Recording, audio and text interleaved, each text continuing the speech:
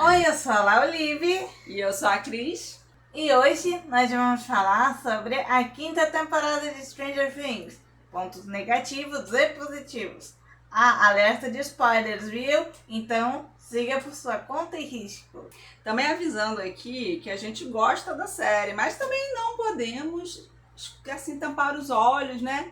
E fingir que não vimos os pontos negativos. Então, vamos começar com eles, né? Vamos! Mas antes, hoje é 1º de janeiro, então estamos aqui gravando feriado. Só isso já vale seu like, a sua inscrição, seu compartilhamento, porque a gente ainda tá com a cara inchada de dormir de mal dormida. Então, faça esse favor pra gente e fortaleça o canal. Isso, e também aqui embaixo, vou deixar na descrição, o canal secundário, porque esse vídeo vai sair em 2 canais simultâneos. Então, se você estiver assistindo no da Laolive, eu vou colocar o meu lá, né, o link do meu canal. E se você estiver assistindo no meu canal, eu vou colocar o link da Laolive. Sem mais delongas, bora pra lista. A primeira vai ser já vamos começar com o pé na porta. A atriz Millie Bobby Brown está totalmente inexpressiva nessa temporada. Inclusive, até deu uma melhorada nesse último episódio, mas ela estava muito mais ou menos. Parecia que não estava nem afim de estar ali gravando. O que você acha? Parecia que tinha um climão no elenco. Parecia... Não sei se vocês repararam, mas tinha assim... Parece que pesava o clima toda vez que ela aparecia em cena, sabe? É um negócio assim bem estranho. E eu tô achando que teve alguma coisa a mais ali nos bastidores que daqui a algum tempo pode ser que vaze aí. São vozes da minha cabeça, não estou fazendo fake news antes que alguém fale alguma coisa, tá? Mas também eu vi que essa coisa dela ficar inexpressiva é por causa do Botox, que quando você aplica o seu rosto fica todo travadinho. Aí vai passando o efeito e você vai voltando ao normal. Mas, né, eu acho que ela tinha que ter pensado um pouco antes de fazer isso. Esperava terminar, né, as gravações e... Especialmente porque a personagem dela não podia fazer isso naquela época, né? Tipo, até já existia Botox, mas era muito caro. E para uma fugitiva, como é que colocou Botox na cara? E enfrentando o apocalipse ainda por cima. Então, acho que ela cidade pequena. Tem toda essa situação. Segundo ponto. A 11 não abraçou a melhor amiga quando ela voltou do coma. A coitada da Max ficou lá 1 ano e meio por alto, assim. Eu já vinha alguns lugares falando que foram 2 anos. Em coma, né? E a 11 nem foi lá dar um abraço quando ela acordou. Quer dizer, eu acho que talvez nem precisasse muito de um abraço, mas não teve nem lágrima nos olhos, nada. Deu um sorriso inexpressivo, tentando sorrir, não conseguia de jeito nenhum. Você já viu uma graça que tem no Instagram? Que para, como é que é? Pegar a foto dela assim, sorrindo na cena assim, aí colocar quando você encontra um amigo da época da escola no mercado.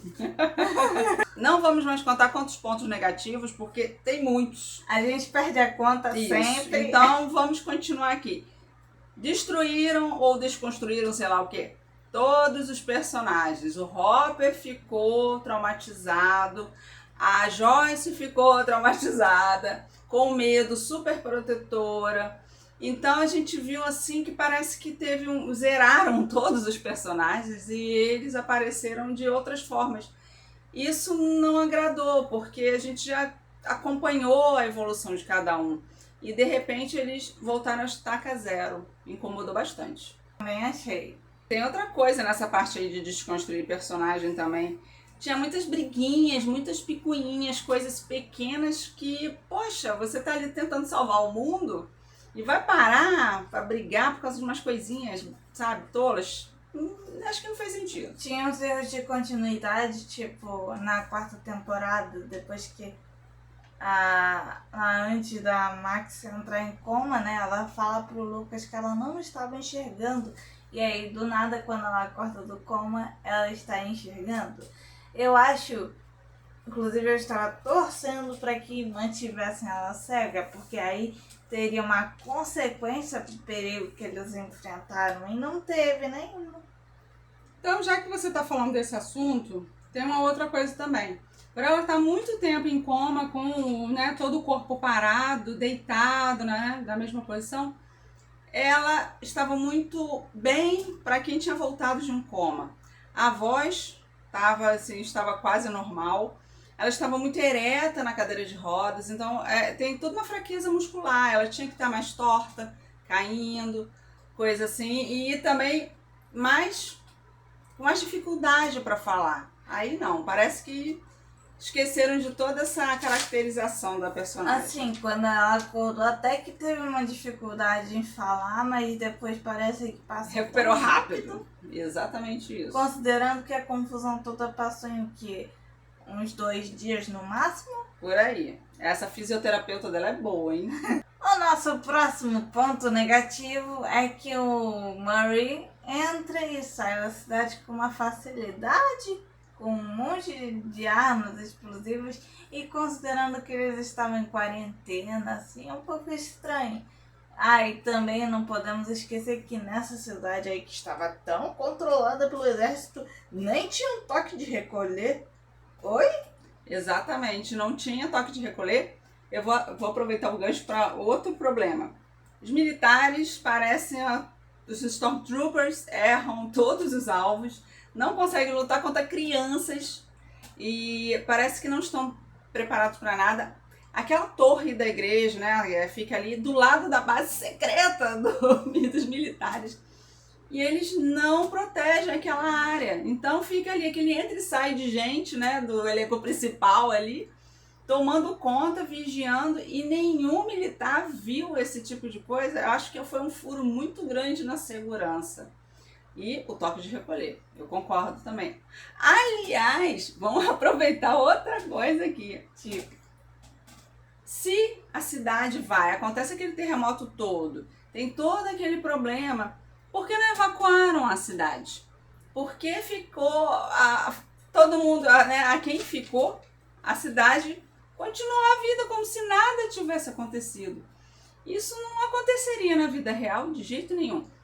A única justificativa que eu consigo pensar que é totalmente furada é que eles ficaram com medo do pessoal que sabia da confusão. Eita, o mundo invertido tá chegando aqui. Vai chover, gente. Vamos lá, vamos continuar o vídeo. Do pessoal que sabia da confusão falar alguma coisa se saísse de lá, mas sei lá, uma desculpa muito esfarrapada ainda. Nosso próximo tópico é personagens que sumiram. Acho que tá ali junto com os personagens que foram desconstruídos, né? Porque parece que de uma temporada para outra eles esqueceram um monte de coisas que eles tinham feito na 4ª temporada. Que tá bom, também não é uma das minhas temporadas favoritas, mas né? Por favor, o diretor tinha que ter lembrado. Por exemplo, onde é que tá a Suzy? E a Suzy só apareceu pra quê? Pra cantar musiquinha, que foi divertida aquela cena, mas ela não fez mais nada. Ajudou lá a localizar a base secreta onde estava a 11 na 4ª temporada. Sim, mas será que não tinha uma outra forma de mostrar isso? Né? De dar ali um contorno no roteiro e descobrir de outra forma? Para que essa personagem existiu? E por que ela sumiu? E cadê? E ninguém fala da mulher de jeito nenhum. E era uma pena, porque era uma das personagens ali, digamos, eu não sei se seria tipo secundária, eu não sei. Seria secundária. Que eu queria ter visto realmente participando da bagunça ali na batalha final, tipo assim, sabe aquelas horas que tem nos filmes ou nas séries que tá lá tendo um quebra-pau, aí o pessoal tá perdendo, aí daqui a pouco chega assim uma pessoa lá aleatória lá e você fala, o fulano voltou, entendeu? Eu queria tipo isso, a chegada triunfal da Suzy. Não aconteceu. Junto com ela, que também eu não senti muita falta, mas depois você começa a pensar, realmente fica um pouco estranho. Cadê a mãe da Max? A menina fica quase 2 anos em coma e a mãe nunca foi visitar no hospital, nunca foi mencionado se a mãe visitou alguma vez. E no final ela vai a Max se forma, a mãe não está ali na multidão, não aparece nenhuma menção, simplesmente cortaram a personagem e tchau. Que na minha opinião também ela não precisava ter existido. Isso, não faz... Porque ela só foi lá. Pra fazer aquela cena lá super macabra do Vecna se transformando. Não, tudo bem. É uma personagem que a gente não sente falta, mas se ela apareceu em algum momento, podia ter pelo menos uma finalização. E não foi isso que aconteceu. Personagem que sumiu sem deixar nenhum rastro. Mas também eu acho que não precisava muito estar ali. O Argyle, o amigo do Jonathan, tipo, pra que ele serviu. Aí você pode argumentar, cara, ele era o alívio cômico. Mas sei lá. Acho que teve umas 2 piadas que eu achei que teve graça dele na 4ª temporada, mas o resto eu só achei chato mesmo. Mas assim, do nada a cidade que tava em quarentena, que vamos lembrar, ele que levou todo mundo pra casa, né? Que a van dele virou o Uber da galera, né? Ele levou todo mundo pra casa. Aí você acha que os militares vão chegar, olhar pra cara dele e falar assim: não, esse aqui é muito gente boa, ele não vai falar nada não, pode ir embora. Pois é, ele estava diretamente envolvido nessa bagunça toda e foi liberado, saiu e ninguém fala, nem menciona mais ele, é como se ele não tivesse existido. E eu concordo com a La Olive. Não foi um personagem que acrescentou nada, mas se apareceu, né, tem que ter uma finalização. E a última da lista de desaparecidos. O que aconteceu com a Vicky, a namorada da Robin? Deu só a entender no final que as duas terminaram, né? Sim, mas eu não sei pra que exatamente ela serviu. Nem para empurrar direito a cadeira de rodas da Max para se esconder, porque podia ter aquela cena ali feita somente com a Max. Os militares invadiram a rádio e viram a menina lá na cadeira de rodas. Pronto, era isso. Para que existiu a personagem? Desnecessário. Eu acho que era só para ter alguém para mostrar os caminhos no hospital, mas se você parar pra pensar, pelo Lucas ficar lá visitando a Max, ele poderia saber. Sim, tem isso também. Então, mais uma personagem que não sei por que existiu e sumiu ao mesmo tempo. Enfim, vamos para o próximo tópico, né? Vamos ao personagem Mike. Por mais carisma que ele tenha, né? Era o personagem mais gente boa, amigão da galera ali, o líder nato, como é que é lá, o narrador lá do RPG, dos Dungeons & Dragons e tudo mais. Gente, cá pra nós, eu não gosto, ele como personagem, como namorado, como tudo, ele não evoluiu, ele não... Eu acho que, se você parar pra pensar bem, eu acho que ele foi o único que não evoluiu como personagem, se você parar pra pensar bem. Existem pessoas que defendem que ele evoluiu sim, já que lá na cena do tiroteio lá com os Demogorgons no episódio 4, ele se põe à frente de todo mundo lá das crianças e tudo, para proteger elas, como se ele realmente tivesse desenvolvido esse senso protetor, porque, se você lembra, nas outras temporadas ele ficava atrás da 11. Ele só mudou de posição na fila. Bom, olha só, eu não vejo, eu tô falando, gente, é minha opinião, então não cancelem nenhum dos canais, tá? Mas eu não vi evolução no personagem. Pode ser gente boa e tudo, mas ele não... Sabe quem não faz nem cheira? Enfim, é isso. E coitado, né? No final, ficou sozinho também. Só parece que a gente tá brincando de policial bom, policial mal. Uma defende personagem, a outra ataca, né? Eu acho que eu sou muito exigente, talvez, né? Não sei. vamos falar da Nancy. A Nancy virou literalmente o Rambo, até com aquela peruca dela. Eu achei aquilo muito forçado, porque ela é uma menina pequena, né? A estatura dela é baixa, né? É pequena e magrinha demais. E aí tá ali quase com bazuca, metralhadora, essas coisas. Isso exige um tempo de treino, prática, coisas que não apareceram, né, em nenhum dos episódios, ou pelo menos nem foi mencionado. E ela tá ali se transformou numa ninja praticamente, né? Isso Ninja das armas, gente. não por favor. atrapalha a história, mas Não. atrapalha a imersão. Exatamente, ficou fora da realidade. Outro ponto aqui, as cenas dramáticas que demoraram muito nessa temporada. Eu acho que só no último episódio que realmente acertaram o timing, mas Isso eu concordo. as cenas demoraram demais. Isso, foi muita conversinha, muita falação, coisas necessárias, mas eles ficavam ali e levaram não sei quantos minutos para resolver certas situações que podiam ser resolvidas antes. Aproveitando esse tópico, posso falar com propriedade desse agora. Sobre o Will se assumir gay. Por quê? Ficou totalmente fora da realidade.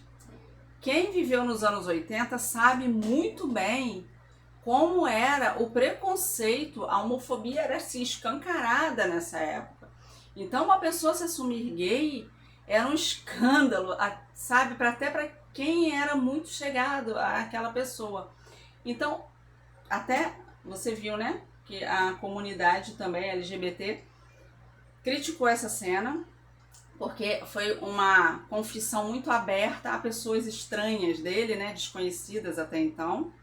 E fora que aí vem a questão também da realidade da época. Não era todo mundo que aceitava de boa, né, por mais que fosse parente, amigo, próximo. Existia, assim, um preconceito muito grande. Eu diria que praticamente impossível ele ser tão bem acolhido logo de primeira, ali, por tanta gente. Ficou uma coisa muito fora daquela realidade. Pelo menos o grupo, né? Se fosse só os amigos mesmo, né, os mais próximos, até daria para entender, mas ficou muito fora da realidade. Ninguém ali reclamou, ninguém xingou. Eu repito, é coisa da época. Então, eu sei que aquilo ali realmente naquela época era muito brabo. E para completar, lá vou eu, vamos sentar aqui, vou até me arrumar. Tinha a AIDS na época. Foi o surgimento dessa doença e foi tratada assim, as pessoas, né, a comunidade LGBT foi tratada como pária naquela época. Então, toda essa situação era muito delicada. E aquela forma de ele assumir ficou totalmente fora da realidade e muito dramática, muito... que parece que queriam militar. E mesmo assim não deu certo. Eu acho isso. Uma cena muito irreal, mas eu acho que não é nem pelo drama, porque o drama poderia, ainda mais pelo contexto da época e tal, né? Porque ele deve estar com medo e tal. Sim, a confissão em si é pesada. Eu não sei, aquele monte de gente, tanto é que você vê na cena que nem todo mundo levanta para abraçar o Will, porque é tanta gente, mas tanta gente. Tipo assim, tinha até o professor de ciências lá, tipo, o que o professor de ciências tá fazendo lá? O próximo tópico, minha mãe que reparou, eu não tinha visto não, mas naquela cena lá que a Holly tá fugindo das crianças lá dentro da casa do Harry, as crianças param pra Holly ganhar uma distância antes delas perseguirem ela, porque senão ia dar pra elas encostarem nela e pegarem, né? E aí a cena de fuga ia acabar muito rápido. Sim, foi uma coisa meio mal feita. Eu acho que eles tinham que ter cortado um pouquinho antes, tirado essa parte. Mas por algum motivo não conseguiram. Ela abre a porta dupla e dá pra ver que as crianças estão atrás dela, como se esperando assim, tipo, gravando, sabe? E ficou meio estranho aquilo ali. Então, vou aproveitar essa parte e vou falar da cena perturbadora. A pancadaria infantil. Exatamente. Gente, o que é aquela briga entre crianças? Aquilo é o quê? Como dizem, uma rinha infantil, né? Que falaram. Porque eu achei aquilo muito estranho. Crianças se atracando ali, se batendo. Tá, olha só, existe bullying, existe briga na realidade. Mas eu achei uma cena muito pesada. Não, eu acho que o problema não é nem a briga. Foi o jeito que a briga se desenrolou. Por exemplo, você em escola e tudo mais, às vezes tem briga. Mas você vê ali que rola um soco, rola um chute, tal, né? Mas, sei lá, eles pegaram o cordão da Holly pra enforcar ela. Foi um negócio muito, assim, do nada. Ainda mais que as melhores amigas dela estavam lá. E, tipo assim, eu acho que o quão mente fraca você tem que ser pra querer enforcar a tua amiga, porque o cara que você conheceu agora falou que, tipo assim, ela tá errado. Você não tem porquê, assim. Poderia dizer que elas estavam com tanto medo que acreditaram no Henry, né? Mas eu achei uma cena muito forte. Estranha. Ficou estranha, mas tá. Ainda Então, mais que lá pro final eles desconsideram totalmente, né? No último Isso. episódio, tá todo mundo se abraçando.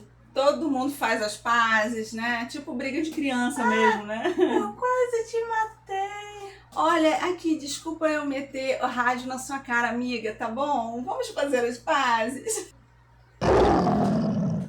Ah, pode abrir a boca, que aí depois eu continuo. Vamos agora aos casais sem afeto. Outra coisa que é estranha a temporada toda, mas depois no último episódio melhora. Os casais que não se encostam. Eles não dão nem uma bitoquinha. É a coisa mais estranha. Não pega na mão. Não faz. Mal abraça, parece que tá abraçando um amigo, assim, e não parece que não rola ali uma química. Entendo, é fim do mundo, né? Estavam preocupados, mas ficou meio... É tipo, até quando vai um sentar do lado do outro, parece que senta longe. Isso. Sabe quando você tá sentando do lado de um desconhecido, que você dá uma distância, assim? E é um pouco esquisito. Inclusive, eu lembro que na época que saiu a primeira parte da 5ª temporada, né? No mês retrasado, é que minha mente ainda tá bugada, que estamos em janeiro. Todo mundo começou a teorizar que o Mike e a 11 tinham terminado porque eles não se encostavam. Vamos a Holly. Nada contra a atriz, tá, gente? Não é questão de atuação, não. Mas a personagem em si, se você parar pra pensar bem, qual seria a importância dela? Ah, ela foi para um mundo divertido, né? Ela era mais esperta e tal. Mas não podia ser outra criança, uma criança aleatória, coisa do tipo. Eu sei que a personagem ficou... O que ficou estranho, mais estranho ainda, é que ela é uma personagem desde a primeira temporada e nunca ninguém interagiu com a coitada. Só a própria mãe, a senhora William. Os irmãos sempre ignoraram totalmente a presença da criança. E agora, nessa última temporada, principalmente nesse último episódio, ai, que afeto, que amor de irmãos, os 3 abraçados, reunidos no final feliz.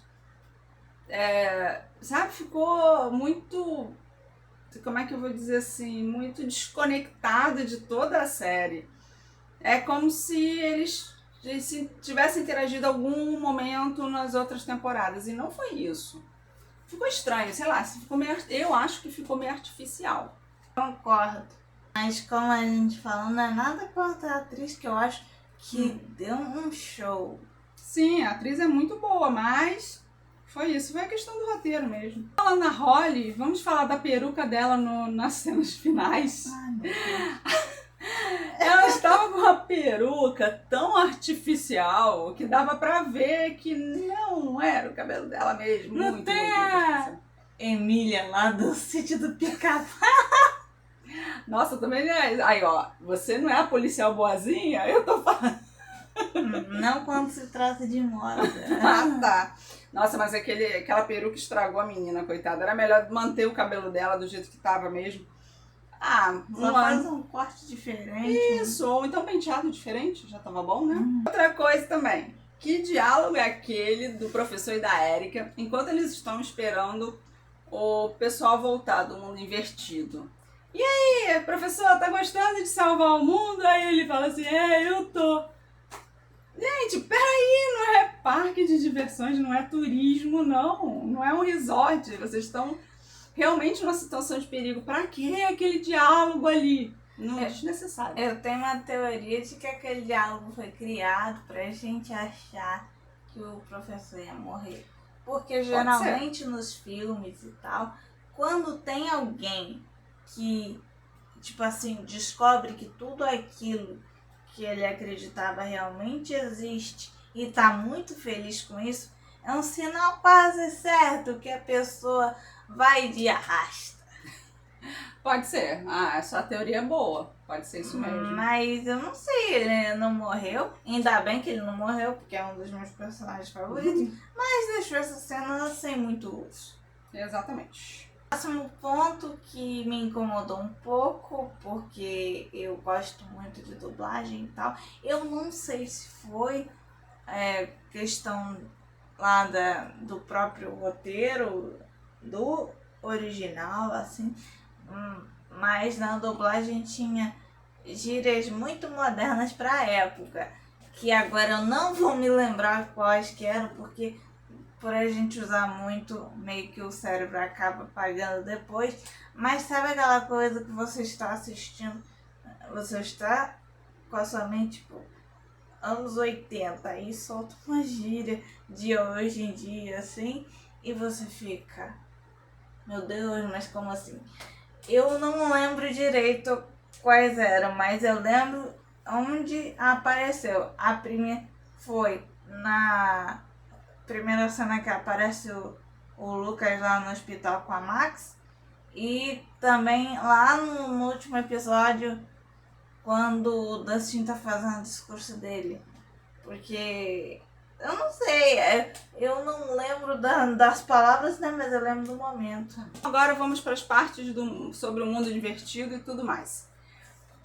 Acabou a série e fica aí qual a ligação que o Will tem com o Vecna. De tão especial assim, a ponto do Will conseguir acessar a mente do Vecna. E também porque o Vecna escolheu ele. Ah, porque ele é uma criança sensível, era uma criança fraca, segundo o Vecna. Tá, mas só ele era fraco? Não tinha outra criança fraca? Por quê? Existe aí algum pré-requisito pro trabalho, entendeu? Tipo, entrevista de emprego. E aquela cena da Nancy com o Jonathan, onde tem aquela parte do laboratório que está derretendo, né? E depois para de derreter. Por que aquilo está derretendo? Por que aquilo parou de derreter? Sem explicação. Vamos fazer a cena, vamos fazer a não proposta de casamento, deixar os fãs brigando ali se eles aceitaram se casar ou não. E pronto, acabou ali. Ninguém explicou por que aquele lugar estava derretendo e por que parou de derreter. Só serviu ali no começo, na hora que eles descobriram, pra criar uma partezinha de terror, pá. Aquele muro de carne, que era tipo buraco de minhoca, era feito de quê? Quem fez aquilo? Foram os militares? Foi a matéria exótica? Foi o quê? Que é feito de quê? E de repente aquilo ali apareceu. Até então, no mundo invertido, aquilo não existia. Até as outras temporadas que eles ficavam passeando lá dentro. Então, de repente aparece esse muro. Da onde? Por quê? O que houve? Esse também é um que a gente questiona muito. Sobre o Devorador de Mentes. Ele aparece durante todas as temporadas, né? Ele aparece e some, aparece e some. Que monstro foi aquele que apareceu no shopping, que matou o Billy? Era um filhote do Devorador de Mentes? Eu acho que era o Devorador de Mente tentando influenciar o mundo. É tudo, mas é que tá, a gente fica, eu acho. Sim, Eles é não exatamente o explicaram. problema. Esse é o problema, não explicaram. E aí o problema era o Devorador de Mentes, aí depois passou o seu Vecna, aí depois volta Devorador de Mentes, Vecna. Nossa, é tipo, põe casaco, tira casaco, né? Aquele filme lá, Karate Kid. Sempre houve uma ligação durante todas as temporadas entre o Vecna, o Mundo Invertido e o jogo Dungeons and Dragons. Então parecia que ia ter ali alguma explicação do porquê terem essa relação, né? E simplesmente não teve mais nada. É como se só os meninos é que relacionaram o jogo ao Vecna e ao Devorador de Mentes, ao Mundo Invertido e tudo, e parou ali. Ninguém explicou exatamente se tinha realmente uma relação entre o jogo e o Mundo Invertido. O CGI tava bom, no geral, mas quando colocavam uma pessoa real em cena, né, que tinha um chroma key, dava para ver claramente que era um chroma key. Tá aparecendo os efeitos que eu faço no meu canal, sabe? Então, essa parte aí deixou um pouco a desejar. Eu diria que a luta final, né, lá contra o Devorador de Mentes e a 11 contra o Vecna, foi muito rápida. Parece que foi rápida e não teve nenhum excesso de perigo. Parece que ninguém ali realmente ia morrer, a não ser os vilões mesmo. O que eu acho que a gente ficou tipo, já acabou? E pronto. Foi só isso? Vamos resolver logo aqui, que essa série já se arrastou demais. Duas partes aqui que também ficaram meio estranhas, mas temos aqui a nossa teórica, né? A teoria da La Olive, que eu vou explicar depois. O Mike, na hora lá que a 11 está se despedindo no portal, ele percebe que aqueles aparelhos que anulam o poder dela estão ligados e ela está ali no portal. Só que ela não sofre, né, os danos do sonar. Eu digo sonar que parece uma coisa assim. Ela estava no portal, ela estava próxima àqueles aparelhos e ela não parecia estar sofrendo os efeitos deles. Há aquela teoria dele de que ela fugiu, né, de se distrair ali, ela fugiu, desceu pelo aquele esconderijo do Hopper. Também ficou meio estranho, porque ela saiu e conseguiu um lugar de privação sensorial para entrar na mente dele e falar com ele. Ela foi aonde? Até onde esse aparelho alcança e anula os poderes dela. Ficou tudo tão mal contado ali. E aí vem a sua teoria, que foi a teoria Não quer falar sua teoria não? Eu posso falar? Pode. Então tá. A teoria da La Olive é que ele criou aquele final para ela, de que ela fugiu, entendeu? A coisa é da mente dele. Ele quer acreditar que ela sobreviveu e por isso que ele explicou aquele final de que ela fugiu e foi morar em outra cidade, uma cidade pequena, e recomeçou a vida. Mas também, hoje eu tava vendo no Instagram, assim, depois eu tenho que confirmar e tudo, se tiver alguma coisa errada, põe aí na edição do vídeo, que os irmãos Duffer, eles deram uma entrevista ou falaram alguma coisa, que o final foi feito para que os fãs acreditem no que eles quiserem. Tipo, ninguém tá errado, você só um final escolhe aberto. Qual dos lados você quer seguir. Segundo Mike, a 8 demorou, né, a morrer, que ficou ali segurando aquela ilusão da Eleven, o 11, no portal ali para se despedir, né, enquanto ela estava ali se despedindo e tudo para enganar todos os amigos e os militares que estavam ali, ter várias testemunhas da morte dela. Só que tem uma coisa, quando a matéria exótica foi explodida, o centro era exatamente o laboratório, então a 8 deveria ter morrido logo, ela não ia, mesmo que ela não tenha morrido do tiro, ela ia morrer da explosão primeiro, então como é que ela conseguiria manter uma ilusão por tanto tempo? Então é aí que sua teoria realmente entra. Pode ser que o Mike realmente só queira acreditar que a 11 está viva. Os pontos positivos motivos de lutas e principalmente... Eu posso continuar? E principalmente as cenas do Will lá controlando os Demogorgons, controlando o Vecna duas vezes, né? Então, assim, o menino ali deu uma evoluída boa e aumentou o conceito dele. Como dizem, farmou a aura. Por aí. Todo mundo falava, ai, que personagem chata, a Kali, né, a 8, ai, é chata, é chata. Mas, olha, de certa forma ela tinha razão. Se a 11 e ela vivessem, né, sobrevivessem, aquele ciclo nunca seria quebrado. Os militares iam procurar por elas, fazer testes e por aí vai. Então, realmente ela tinha razão, apesar de odiar essa personagem. Nossa, de novo. As referências da época também são ótimas, tudo adequado, né? Até as roupas esquisitas, apesar de tudo, os cabelos estranhos, mas realmente era tudo desse jeito. Foi uma época muito estranha. Outra coisa também é o personagem do Lucas. Ele evoluiu muito. Pra mim, ele era o personagem que eu menos gostava. Na verdade, eu nem gostava do personagem. Ele tratou muito mal a 11 no começo lá da primeira temporada. Eu achava ele tão chatinho. Até o dublador parecia que não tinha muita vontade de falar. Ele falava assim, meio estranho, parecia que estava dormindo. Lucas evoluiu muito em vários quesitos. Ele armou planos, pensou, né? Assim, ele criou toda uma situação. Protegeu a Maxie até dizer chega. Gente, até o ator, o garoto carregou a Sadie no colo o tempo inteiro naquela cena do hospital. Então, assim, pra mim o Lucas deu aquela melhorada, aquela evoluída maior na série. Até o dublador dele melhorou. Até o dublador agora também sentiu firmeza no personagem. Agora, a parte que eu mais gostei... Já sabe qual é, né? A 8 morreu!